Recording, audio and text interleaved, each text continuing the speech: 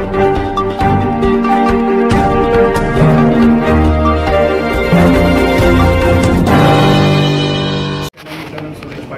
या मूळ घातलेल्या लोकसभेसाठी सैनिक समाज पार्टीतर्फे मला उमेदवारी दिलेली आहे आणि याच्यात एक 4-5 जे मुद्दे आहेत महत्त्वाचे त्याच्यावर आम्ही काम करणार आहे। पाण्याचं काम करणार आहोत, सध्या करतच आहोत, पण त्याच्यावर आणखी मोठ्या प्रमाणात काम करणार आहोत। त्याच्यानंतर प्लास्टिक बंदीवरती आम्ही पण काम करणार आहोत। त्याच्यानंतर आपलं जे ग्रीन कव्हर आहे ते वाढवण्यासाठी आम्ही प्रयत्न करणार आहोत आणि त्याच्यासाठी थोडे युक्ती वापरावी लागणार आहे।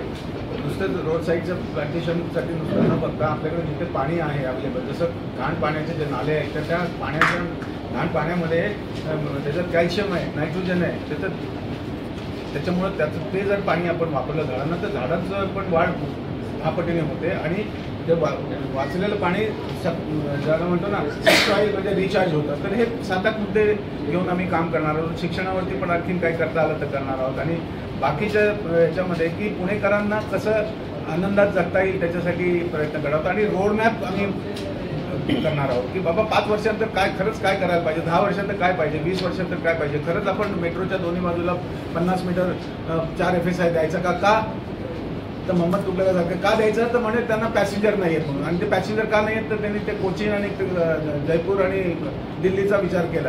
अरे तुम्हाला पॅसेंजरसाठी तुम्हाला असं मूर्खपणा करायची जरूर नव्हती आणि तुमच्याकडे BRT होती ना, तुम्ही आमचे 2,000, 2,500, 3,000 कोटी घेतले ना आमच्या करदात्यांचे आणि तिथं जे बसथांबे 90-90 लाखाचे बसथांबे तुम्ही तोडताय। तर म्हणून दुःख होतं आणि सिनियर सिटीजन म्हणून आम्हाला खरंच दुःख वाटतं, कारण आम्ही पुण्यावर लहानपणी असताना पाहिलेले ह्याला पेन्शनर्स पॅराडाईज म्हणायचे। अरे आमचं टेम्परेचर 22 डिग्री से 28 डिग्रीच्या पुढे जात नव्हतं, सगळ्यांना पुन्हा आवडायचं, पण आता तसं नाही। आता तर खरं जिकडे जाईल तिथं असं बसबसपुरी झालेली आहे आणि घाण आणि कचरा सगळे, आणि ज्या पद्धतीने आमचे नागरिक राहत आहेत तर दुःख होतं की they are like a worms in a dirty pond.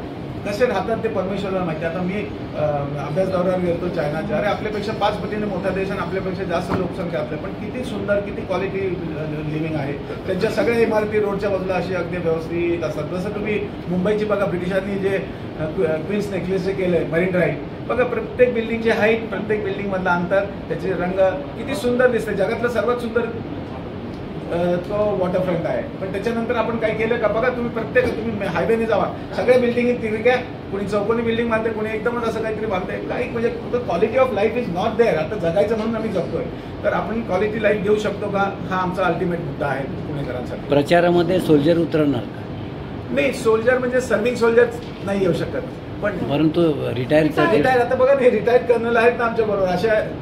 नाही, आता तुम्ही सांगितलेली लोकसंख्या रिटायरची पण खूप आहे पुण्यामध्ये, मग ती 4 लाखातली 1 लाख जरी उतरली तर पुणेकर विचार करतीलच ना, मग तो तुम्ही तसे होईल ना ते कुठलीही गोष्ट सुरुवातीला अशी थोडीशी ज्याला म्हणतो ना अवघड असते। ते सगळे ज्येष्ठ नागरिक आहेत, काहींना जमेल काहींना जमणार नाही, पण ते सगळे प्रतिसाद देतात आणि सर्विंगचे युनिफॉर्म मधले बाहेर येऊ शकत नाही।